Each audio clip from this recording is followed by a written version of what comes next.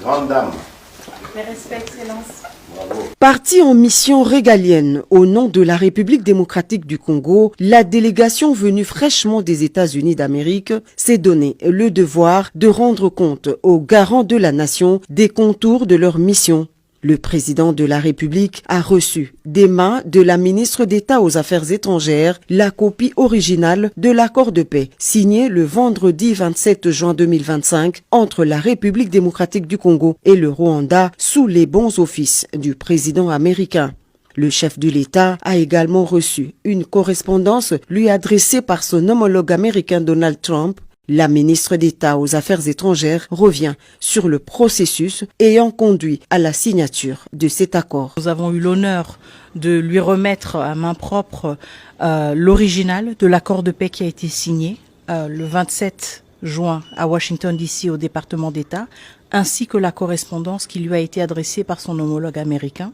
Je pense que beaucoup de Congolais et Congolaises ont suivi avec beaucoup d'attention, beaucoup d'espoir les déroulés de la journée du 27 juin. Nous avons eu l'occasion d'échanger avec le commandant suprême sur cette journée et sur comment elle s'est déroulée, mais aussi quelles étaient les prochaines étapes pour la République démocratique du Congo.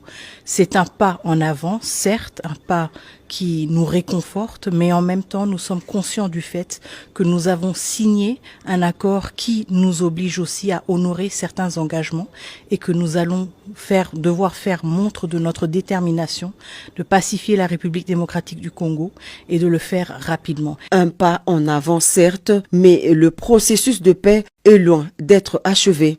Thérèse Kaikwamba parle des prochaines étapes qui se résument en priorité stratégique pour la République démocratique du Congo. Alors, il y a plusieurs prochaines étapes et je pense que nous aurons l'occasion aussi de discuter en plus grand détail et d'étaler les détails de l'accord.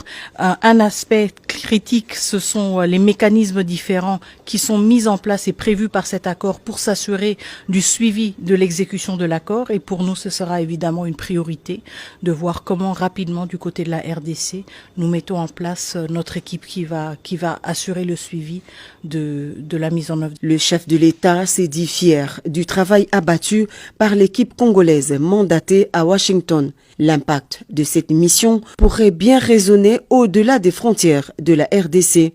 Un moment crucial où l'espoir de tout un peuple se mêle aux ambitions de son leader, déterminé à écrire une nouvelle page de l'histoire congolaise. Congo, je crois en toi, terre-mère chère à mon cœur. Voir tes enfants défendre ta grandeur et l'espoir qui nous donne l'ardeur. Citoyens, guerriers dans l'ombre, patriotes par amour profond. RD Congo, de toi surgiront des élites pour ton nom. Congolais, défends ta terre, tu n'as qu'un seul Congo. Congolais, renais de tes cendres, relève-toi, envole-toi plus haut.